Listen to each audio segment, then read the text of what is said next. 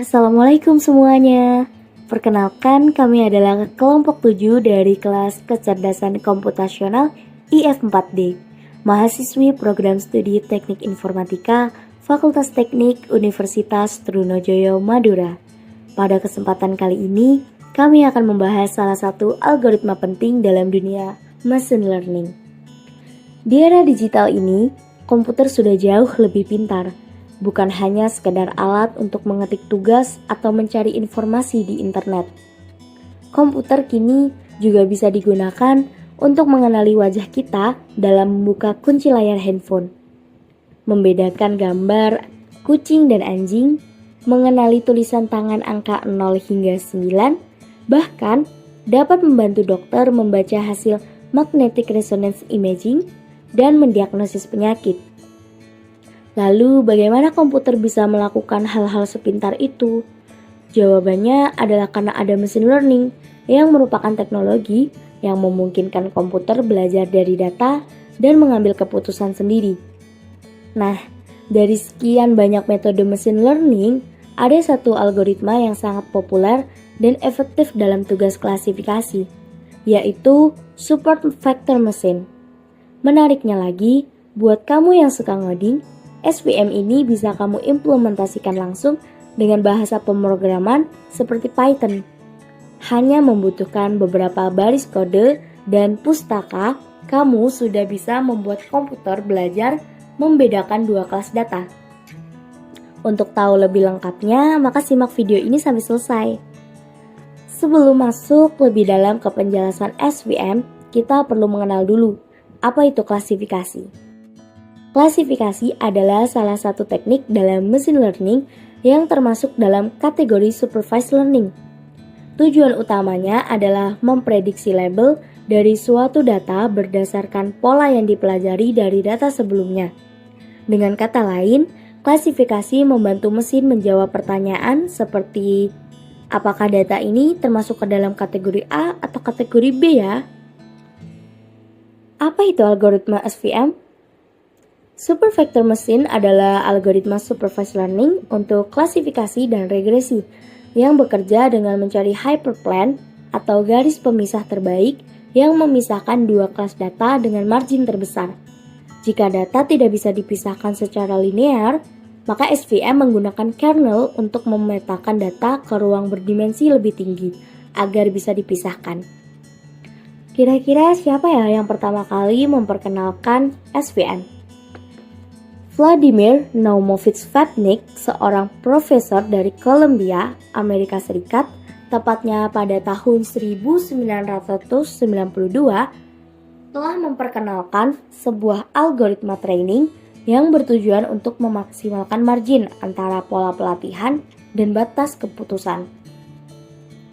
Sebagai suatu teknik klasifikasi yang efisien untuk masalah nonlinear, algoritma inilah yang kemudian dikenal luas sebagai Super Vector Machine.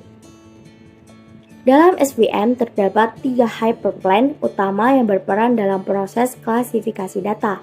Yang pertama ada hyperplane optimal atau decision boundary. Ini adalah garis atau bidang yang memisahkan dua kelas data dengan margin terbesar.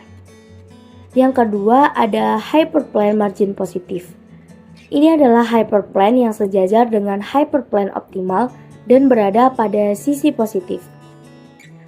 Hyperplane ini menyentuh data dari kelas positif yang paling dekat dengan hyperplane optimal. Dan yang ketiga ada hyperplane margin negatif. Hyperplane ini sejajar dengan hyperplane optimal dan berada pada sisi negatif. Hyperplane ini menyentuh data dari kelas negatif yang paling dekat dengan hyperplane optimal. Data yang terletak pada hyperplane ini disebut sebagai support vector dari kelas negatif. Bagaimana ya cara kerja SVM? Mari kita bayangkan jika kita memiliki sebuah kebun binatang mini. Di kebun binatang tersebut terdapat dua jenis binatang, yaitu ayam dan ular. Tentunya kita tidak mau menyatukan kedua binatang ini di satu kandang yang sama. Kita bisa membuat sebuah model klasifikasi yang memisahkan antara kedua kelas tersebut menggunakan super vector mesin. SVM bekerja dengan membuat decision boundary atau sebuah bidang yang mampu memisahkan dua buah kelas. Pada masalah ini, decision boundary yang mampu memisahkan kelas ayam dan kelas ular adalah garis lurus. Pertama, SVM mencari support vector pada setiap kelas.